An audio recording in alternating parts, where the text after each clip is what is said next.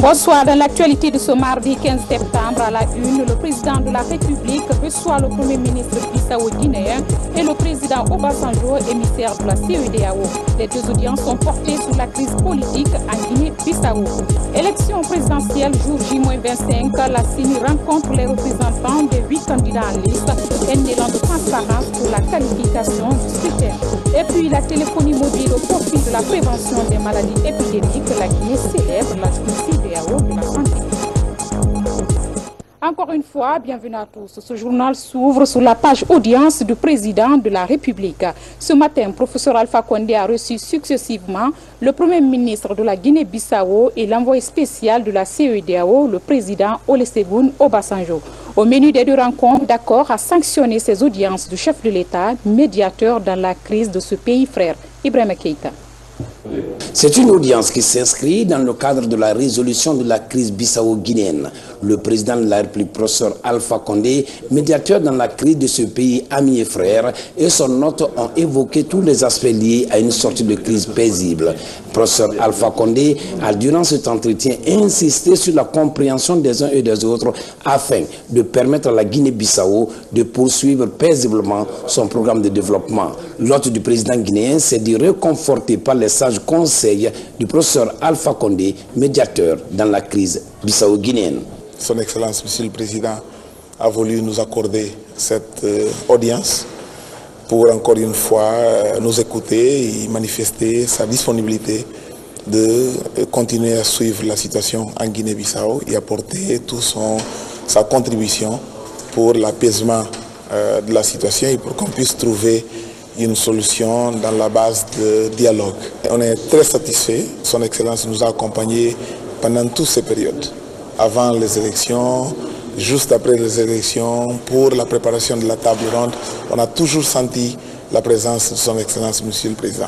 Aujourd'hui, encore une fois, après la conférence des chefs d'État qui s'est tenue à Dakar, le Président a pris ce temps de nous écouter en détail, de partager avec nous sa vision des choses et les différents exercices qu'on peut mener pour apaiser la situation. Nous sommes tous satisfaits. À l'issue de l'entretien entre le Premier ministre de Guinée-Bissau et le président de la République, professeur Alpha Condé, le président Obasanjo, en sa qualité d'envoyé spécial de la CEDEAO, a été reçu en audience par le chef de l'État.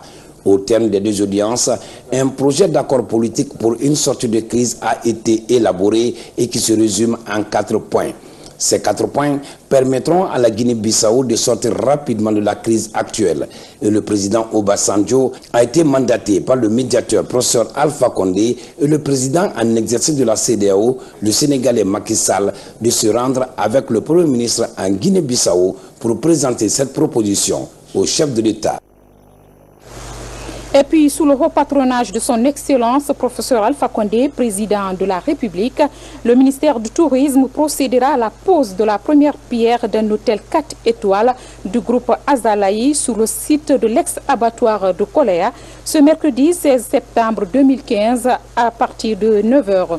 Sont conviés à cette cérémonie les personnalités ci-après. Mesdames et messieurs, les présidents des institutions républicaines, les membres du gouvernement, les membres du cabinet présidentiel, les professionnels du tourisme et d'hôtellerie, les membres de la délégation spéciale de la commune de Matam, le gouverneur de la ville de Conakry, le directeur du bureau de presse, Moussa Sissé. En déplacement et dans le cadre de sa tournée à l'arrière-pays, le président de la République a été accueilli par les populations de Kakoni dans la préfecture de Gawal. Dans cette localité rurale, le chef de l'État a procédé à l'inauguration du lycée moderne qui porte son propre nom, professeur Alpha Condé. L'infrastructure scolaire a été réalisée grâce aux efforts des ressortissants de cette préfecture. Sanassi Keïta, bureau de presse de la présidence de la République. Dans la sous-préfecture de Kakoni, les populations rurales étaient au rendez-vous pour accueillir le président de la République dans une ambiance festive.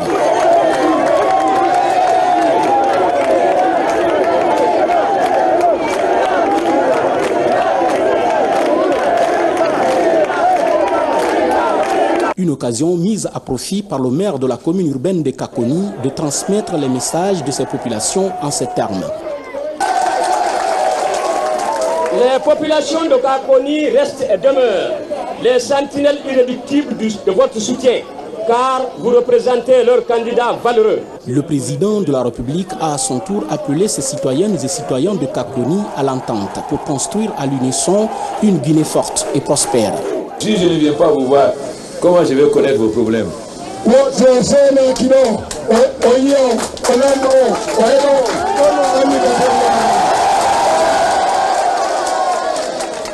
Donc, il faut que je vienne vous voir et vous écouter.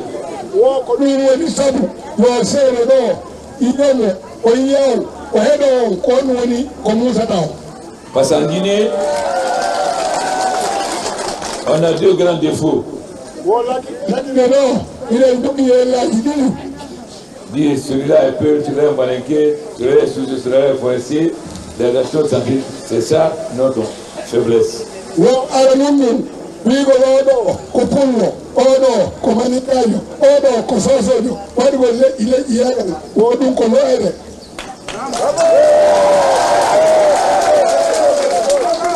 La deuxième chose, on aime beaucoup mentir en Guinée, et plus le mensonge est gros, et plus vous y croyez.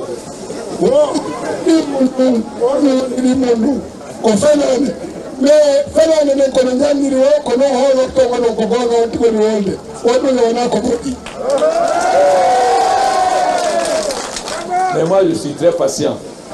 La surprise est réservée au président de la République par la communauté, c'est ce lycée qui porte désormais le nom Professeur Alpha Condé.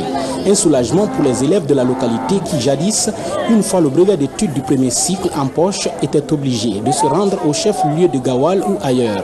Financé par l'association des ressortissants pour la solidarité et le développement de Kakoni, ce nouveau lycée mettra désormais les enfants à l'abri des déplacements. Aujourd'hui, les murs décrépits de l'ancien lycée ne sont plus qu'un triste souvenir.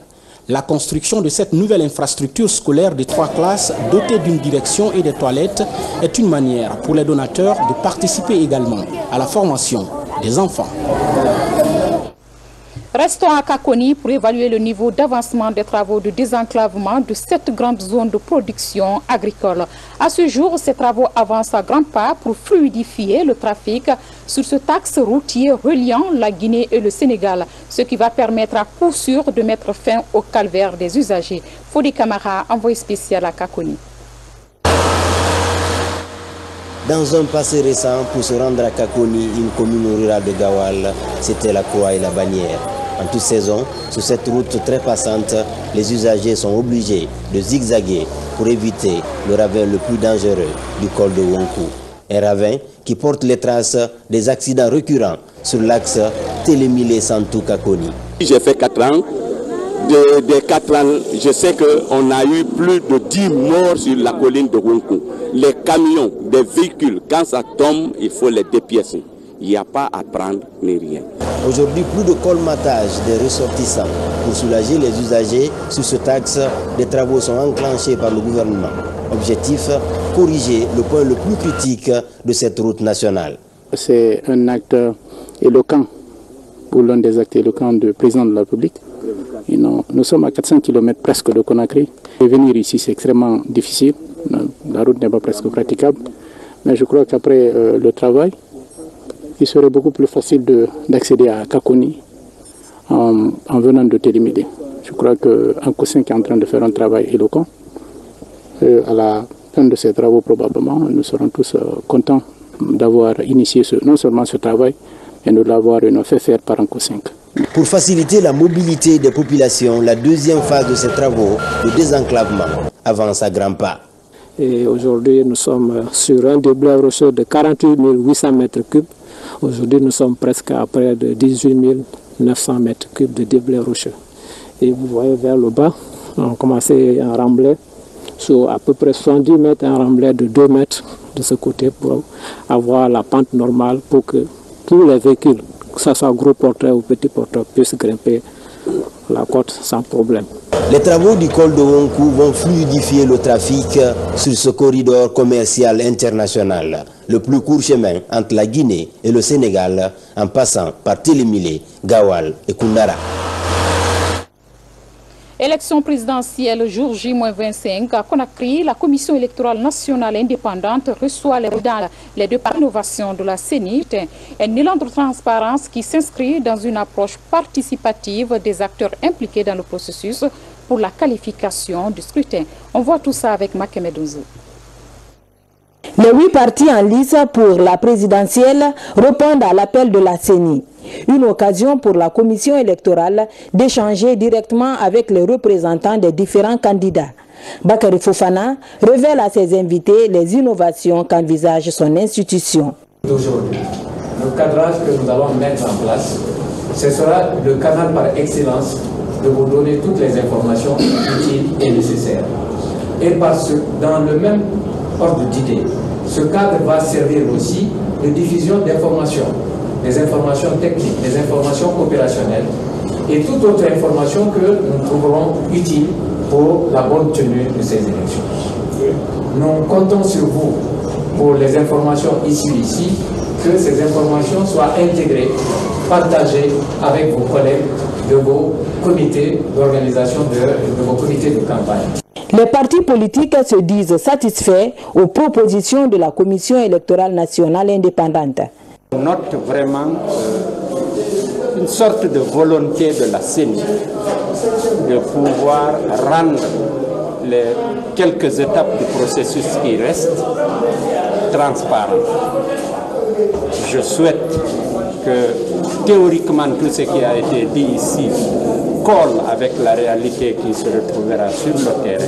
Si c'est le cas, pour ces quelques étapes-là, en tout cas, nous sommes prêts à apporter toute notre contribution en tant que parti candidat pour que les choses se passent comme il nous a été prévu ici. Très satisfait avec cette rencontre avec la CENI. Pourquoi? Parce que le comité interparti désigne à tous les partis politiques d'associer dans leur démembrement les éléments pour faire des rencontres perpétuelles entre eux et qui seront associés à tous les niveaux du processus en cours. Pour la transparence et la crédibilité de l'élection du 11 octobre, la confiance entre l'institution chargée d'organiser les élections et les partis politiques est nécessaire. Ce communiqué de la Cour constitutionnelle en application des décrets numéro 172 du 10 septembre 2015 et numéro 173 du 13 septembre 2015 portant respectivement nomination de Mme Haya Sarankandé et de Mme Haya Ramatoulaïba en qualité de commissaire de la Commission électorale nationale indépendante CENI. La Cour constitutionnelle informe les intéressés et la CENI que l'audience publique de prestation de serment prévue à cet effet par l'article 11 de la loi organique L 012-016 CNT du 19 septembre 2012 aura lieu à son siège le jeudi 17 septembre 2015 à 10h. Aura lieu à son siège le jeudi 17 septembre 2015 à 10h. Le président Khalifa Sall. Pendant ce temps, l'Union européenne, quant à elle, déploie des observateurs sur le terrain. Ce matin, les 20 experts en matière électorale ont quitté Conakry pour certaines préfectures du pays. Œuvrant en toute indépendance, cette mission de l'Union européenne a pour tâche d'observer et d'analyser l'ensemble du processus électoral pour une évaluation impartiale, neutre et objective. Illustration Mabint Laïsouma. Ce premier groupe d'observateurs est sur le point de départ pour les 8 régions administratives du pays. Leur mission est d'observer et analyser le processus électoral du 11 octobre prochain. Au nombre de 20, ils viennent des États membres de l'Union européenne ainsi que de la Norvège. De responsabilités sont donc Mamou, Dalaba et Pita. Nous allons en fait observer tout le processus électoral dès aujourd'hui. Nous allons prendre contact avec la CEPI, les partis politiques, la société civile, les électeurs bien sûr, et donc observer tout le processus. Bon, on va faire le suivi de tout le processus électoral.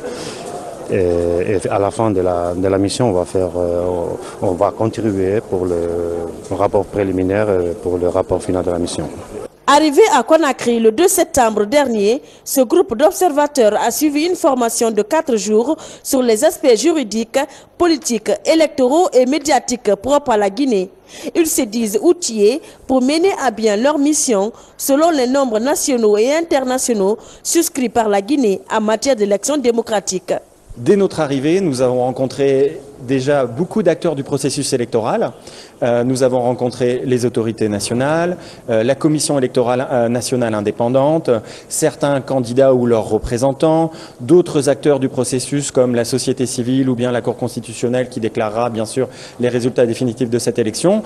Nous continuons à prendre contact avec l'ensemble de ces acteurs pour bien sûr réaliser une observation neutre et impartiale.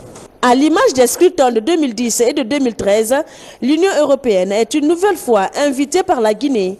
Ce premier groupe d'observateurs sera complété par un autre contingent à une semaine du vote. Au total, ils seront 70 observateurs européens à être déployés sur l'ensemble du territoire. À propos toujours de l'élection présidentielle, la haute autorité de la communication a reçu ce matin une délégation de la communauté internationale. Conduite par Ibn Chambas, la mission est allée s'informer de l'évolution du processus électoral dans son volet communication des parties prenantes au scrutin du 11 octobre. Précision en images, Mohamed Seyar Souma. Mission conjointe de l'Union africaine, de l'OIF et de l'ONU à la haute autorité de la communication.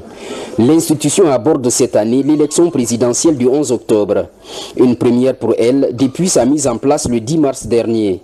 La présidente Martine Condé a fait savoir à la délégation les actions menées, essentiellement celles se rapportant au processus électoral en cours. Parfois sujette à plusieurs interprétations, la HAC s'engage à équilibrer l'accès aux médias pour un scrutin crédible.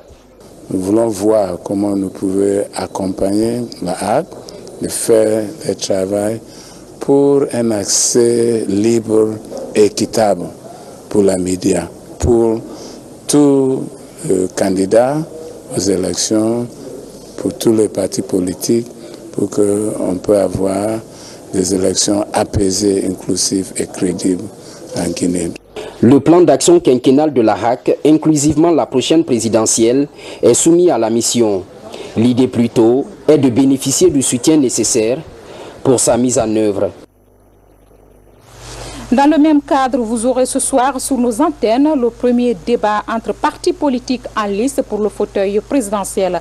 Cette émission sur les projets de société est initiée par la haute autorité de la communication.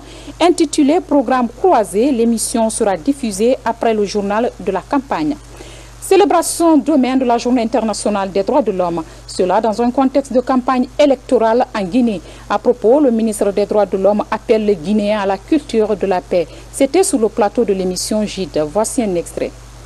Nous lançons un appel à nos concitoyens de tout faire pour préserver la paix. Vous savez, quelquefois, on a l'impression que le discours de paix est un discours de naïveté. Non. Le discours de paix est un discours de réalité. Je le dis tout à l'heure, quels que soient nos problèmes, ce n'est pas en temps de guerre qu'on pourrait les régler si on ne le fait pas en temps de paix. Et puis le gouverneur de la ville de Conakry, président du conseil de ville, président de la commission régionale de sécurité, informe Madame le maire et les présidents des délégations spéciales, les directeurs des micro-réalisations des communes, les chefs des quartiers, les administrateurs des marchés et gares routières, les chefs des ports de pêche qu'en exécution des recommandations du conseil du ministre du mardi 15 septembre 2015, une importante réunion de travail se tiendra ce mercredi 16 septembre 2015 à 10 h à la primature sous la présidence effective du Premier ministre chef du gouvernement. Sont également conviés à cette importante rencontre les PDG des sociétés de travaux publics. L'ordre du jour porte sur les points suivants: l'arrivée très prochaine de 18 chefs d'État dans le cadre de l'inauguration du barrage de Caleta et les préparatifs des festivités du 2 octobre 2015. Le gouverneur de la ville de Conakry s'est compté sur la disponibilité et l'engagement de tous les invités. Conakry, 15 septembre 2015, Sorba Sorel Kamara, gouverneur de la ville de Conakry. On va s'intéresser à présent au système éducatif avec l'implication de la première dame de la République pour une formation de qualité en Guinée. À sa rencontre avec les acteurs de l'éducation, Hadja Diéné Kondé a exhorté ses professionnels à cultiver l'excellence. Une rencontre qui a permis également de faire la revue des réformes opérées dans l'éducation. Ansman Toumane Kamara. La cérémonie annoncée comme une retrouvaille des bâtisseurs de la République s'est par la suite transformée en un espace de revue des réformes opérées au sein du système éducatif guinéen. En 5 ans d'exercice de pouvoir, les enseignants et leurs partenaires sociaux se disent honorés et satisfaits des résultats obtenus par leur homologue, l'enseignant président Alpha Condé. Les enseignants et leurs familles respectives ont accueilli avec une réelle satisfaction l'augmentation des salaires et par anticipation, nous remercions votre cher époux pour tous les efforts consentis pour la prise en charge de la nouvelle grille salariale de l'éducation nationale. Devant de nombreuses personnalités du pays et des sommités de l'éducation, dans un décryptage convaincant et réaliste fait par le porte-parole du gouvernement, les enseignants ont été aussi informés des progrès obtenus dans d'autres secteurs de la vie nationale. Nous sortons d'une manifestation des enseignants qui capitalise un peu toutes les réalisations que le professeur a eu à faire durant sa mandature. Nous allons développer à travers ces réseaux sociaux, n'est-ce pas, une formation à la citoyenneté pour que, n'est-ce pas, les élections cette année se passent dans la quiétude et dans toute la tranquillité. La Guinée vit en ce moment la période de campagne électorale. Pour la première dame de la République, chaque Guinéen doit jouer à l'apaisement pour la sauvegarde de nos relations sociales traditionnelles. Nous sommes aujourd'hui à l'école de la sagesse, les enseignantes et enseignants de Guinée. Cette sagesse, culture de la paix, ensuite de l'unité entre toutes les filles et fils du pays, pour qu'une question de pédagogie, le professeur Alpha Condé en tant qu'enseignant, ne disait-il pas que la Guinée est comme un véhicule à 4 roues. Si l'une des roues est hors service, le véhicule s'immobilisera. C'est pour dire que nous constituons une même famille. Et notre maison commune, c'est la Guinée. Nous avons tout intérêt à ce qu'elle bouge et émerge. Outre cet appel, l'épouse du président de la République a vivement remercié les enseignants pour cette reconnaissance des efforts de transformation en cours dans le pays. Madame Diéné Kondé les a aussi exhortés à soutenir ces réformes pour un enseignement de qualité en Guinée. Parlant du perfectionnement du système éducatif, 7 étudiants guinéens sont en fin de stage au Maroc. Ce sont des étudiants des instituts universitaires Roi Mohamed VI de Conakry et de Kamsar.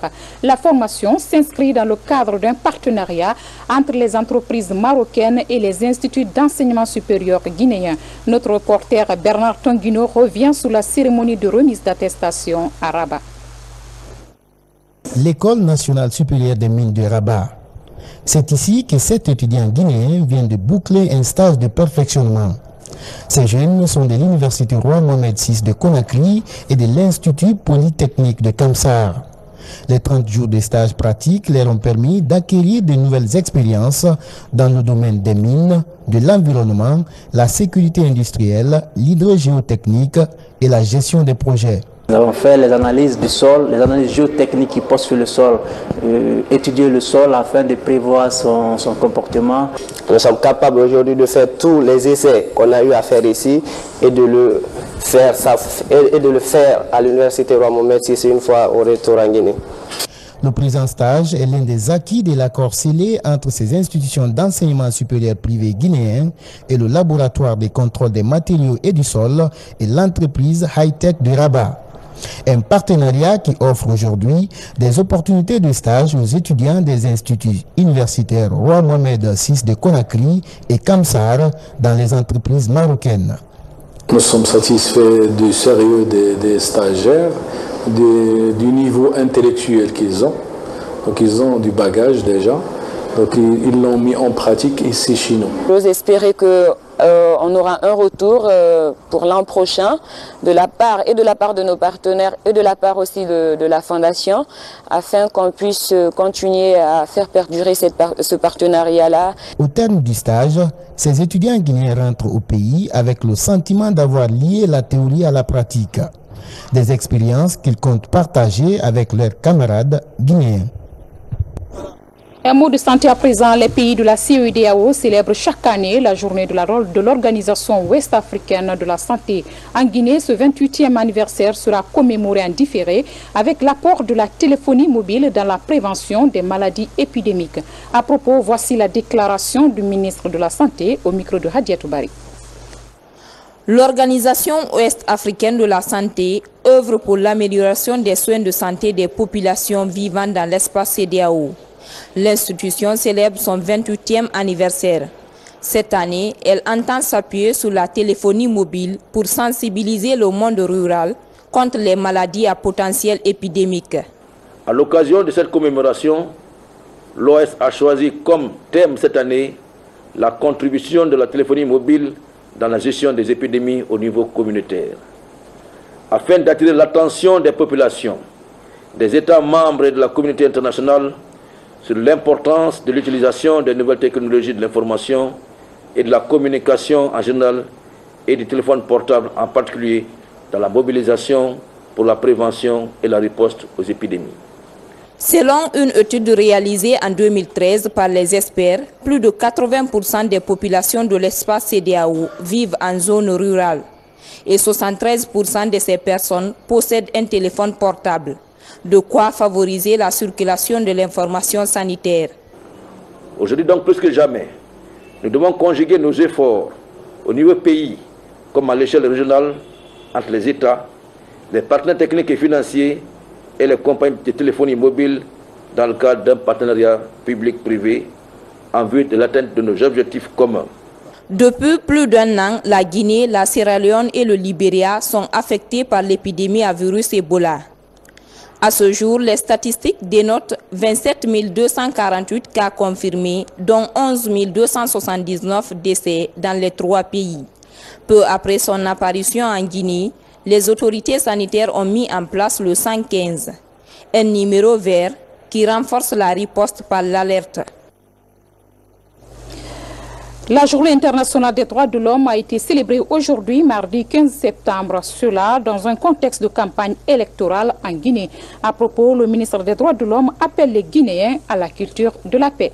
Enfin, religion avec le pèlerinage chrétien. Cette année en Guinée, plus de 100 fidèles doivent effectuer le pèlerinage international catholique en Terre Sainte. Ces pèlerins entendent implorer le Tout-Puissant pour le pardon et la miséricorde. Abraham Christophe Conté, Al-Gassimba. Ils sont 106 fidèles chrétiens à effectuer cette année le pèlerinage international catholique en Terre Sainte pour une durée de 2 semaines. Ce pèlerinage sera une occasion pour ces fidèles d'améliorer les démarches intérieures envers le Créateur. Le pèlerinage, c'est une redécouverte du Seigneur, un voyage jour et nuit avec le Seigneur à la découverte de la vérité pour une meilleure expression de notre liberté d'homme. Comme le dit le cardinal Robert Sarah, l'homme n'est grand qu'à genoux devant Dieu.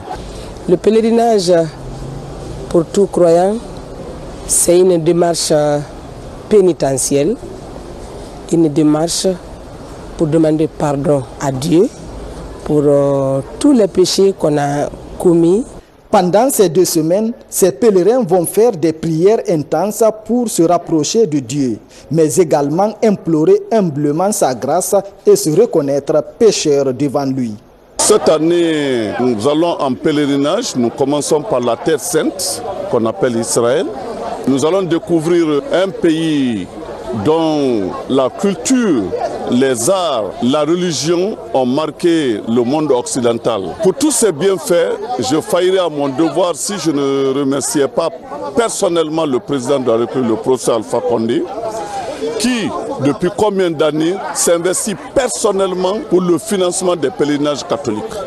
Ce pèlerinage international catholique 2015 est une manière pour les fidèles croyants d'être au service du Créateur.